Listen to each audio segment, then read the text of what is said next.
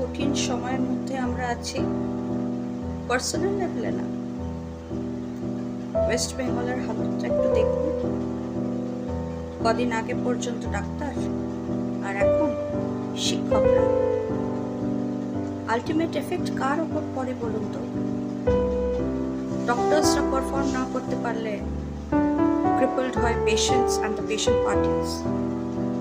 ঠিক তেমনি টিচার্সরা under the given circumstances perform যদি না করতে পারে, আলটিমেট ক্রিপল কারা হয়? আমাদের বাচ্চাগুলো। রোজ শুনছি স্কুল বন্ধ হয়ে যাওয়ার মুখে, টিচার্স নেই, পড়াবার লোক নেই। গুটি কয়েক লোকজন রয়েছে স্কুলের ভেতর যারা সব কিছু করছে, পড়াচ্ছে, ঘন্টা বাজাচ্ছে পিরিয়ড শেষ হলে। তাহলে আমরা ক্রিপল করছি আলটিমেটলি কাকে? Society as a হোলকে।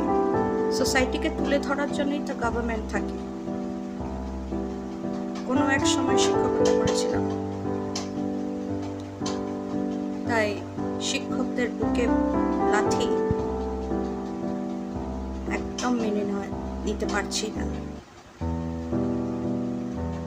কোথাও একটা ভীষণ খারাপ লাগার জায়গা তৈরি হয়েছে। Where is the peace going? ভুলে যাবেন না, এক গভর্নমেন্ট সার্ভেন্ট আরেক গভর্নমেন্ট সার্ভেন্টকে পিটোচ্ছে। both are servants. আচ্ছা, অন্যায়গুলো যখন চোখে দেখা যেত, বুঝতে পারছিলেন, তখন কেন কিছু বলে ওঠেন? এত দূর করা তো না, কিছু তো একটা করা যাবে। বাচ্চাগুলোর কথা ভাবুন, ডাউন দ্য লাইন একটু চিন্তা করুন। আজ যাদের চাকরি গেল, তারা মাইনে পাবে না। তাদের বাড়িতে যারা কাজ করে, তারাও তাদের মাইনে পাবে না, তাদেরকে কাজ থেকে ছাড়িয়ে দিতে হবে। কত লাখ টাকা শুনছি লোন নেওয়া আছে, এক একজনের বাড়ি কেনার ইএমআই, এক একজনের গাড়ি কেনার ইএমআই।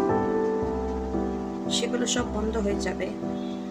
হয়তো এক্সিস্টিং বাড়ি বেচতে হবে ব্যাংকসদের লোন শোধ করার জন্য। কি এফেক্ট! ইকোনমি পড়ে যাওয়ার মতন অবস্থা। মানুষের মাথা ঠিক থাকে এই সময়?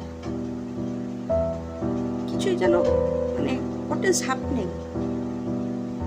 There is no answer. একটু ভাবা দরকার, সবার পাশে একটু দাঁড়ানো